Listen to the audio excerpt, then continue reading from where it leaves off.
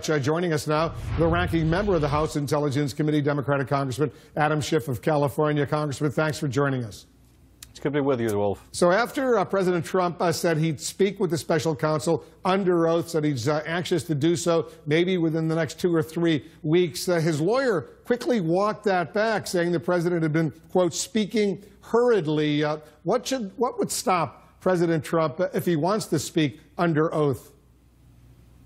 Well, nothing would stop him. Ultimately, I think he's going to have to speak with the special counsel. It's clear that the president wants to give the impression that he's cooperating, that he has nothing to hide. But his attorneys evidently know better in the sense that they're very worried about what could happen with him testifying before Bob Mueller. This president, obviously, who has a propensity for making statements in public that prove to be patently false. And there's a much higher consequence to that when you're speaking to the FBI or the special counsel.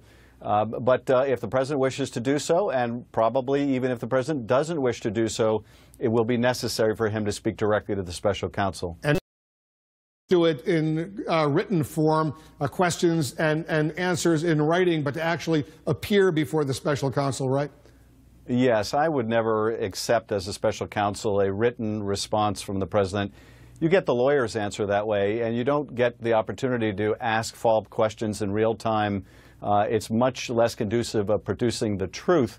It's much easier to hide the facts if you get to put them in very lawyerly crafted writing. The president also says that if he fights back against the special counsel, it will be seen as obstruction. Does that comment concern you? It does concern me. I think this is part of an organized spin by the White House. Let's just portray obstruction as fighting back.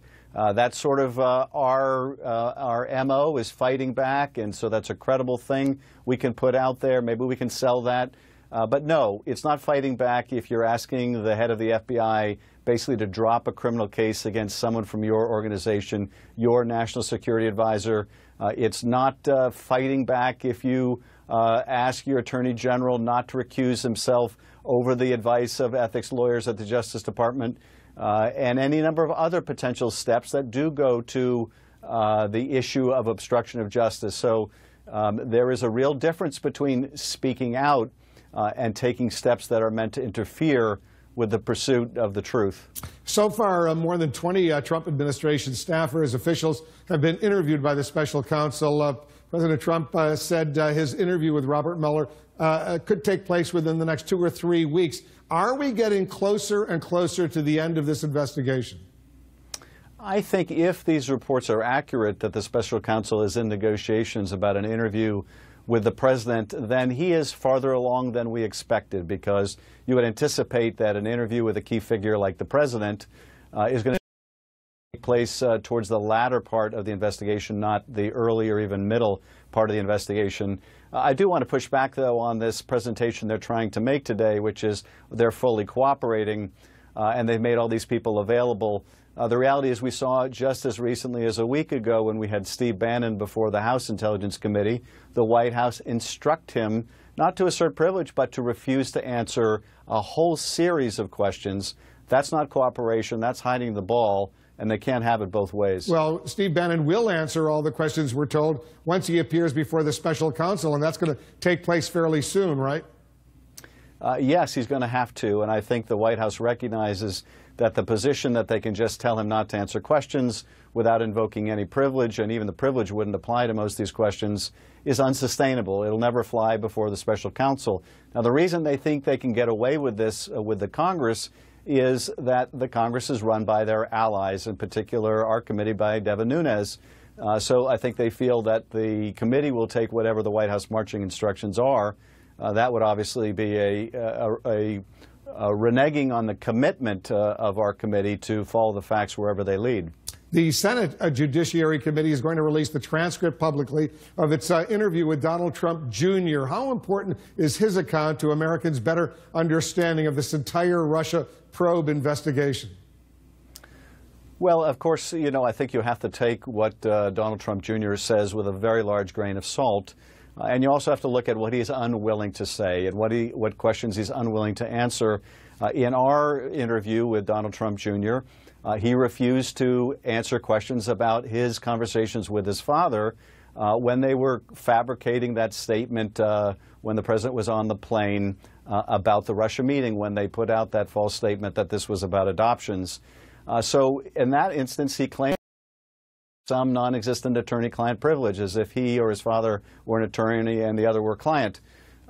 So I think you have to take both what he said with a grain of salt, and you also have to pay attention to what he refused to say. And he's not an attorney, so it would be hard to claim attorney-client privilege. Let's turn to the questions now being raised about the integrity of the FBI. You've heard all those questions raised by a whole bunch of Republicans, conservative news media outlets. The Justice Department now has been able to recover those missing text messages from those two FBI agents being investigated for possible bias. It also seems that that text message that mentioned a, quote, secret society, that entire thing is now seen as having been simply a joke. So what does that tell you? Well, it tells you that the Republicans, many of them, are all too desperate to distract attention from the Russia probe and try to put the government on trial. This has been a strategy for quite some time now. And even when they have no basis to do it, it doesn't stop them from making the most scandalous accusations against these professionals at the FBI. And of course, we confront that in our committee all the time. The spin memo that Chairman Nunes put out, one of the more interesting revelations about that this week is the Department of Justice revealed that the Chairman Nunes never even read the underlying materials that are referred to in that memo. This after making such a fuss about this conspiracy going on in the FBI, the chairman himself never bothered to take the time to read the underlying materials. So it's more of the same. It's a grave disservice to these hardworking people who are working to protect our country, but it is also done simply in the service of the White House. You're working, or you've completed, a memo to counter that Republican memo alleging misconduct over at the FBI, the memo you're just talking about. What are the big takeaways from your perspective? Well, and I know this is very confusing course of events for the public, but in summary, Chairman Nunes produced a very distorted memo that he voted to release to members of the House that would bias their impression of what the FBI was doing. And he did that not having read the underlying materials and voted down a motion I made to both allow his own members to read the materials and to allow the FBI and Department of Justice to tell us what the security and other risks of release of this information would be. But nonetheless, released to the House, we produced a memo that we hope that the chairman will allow to be read by House members also so they can see the truth.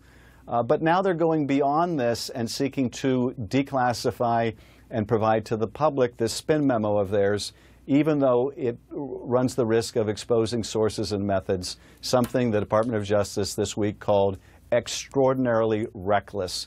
And that's exactly what it would be, and it would mean the politicization of the classification process to protect the White House. Even one of the Tea Party leaders pushing for this admitted that he discussed this with the president and was sure the president was going to concur because he thought the spin memo was so good for the president. Congressman Adam Schiff,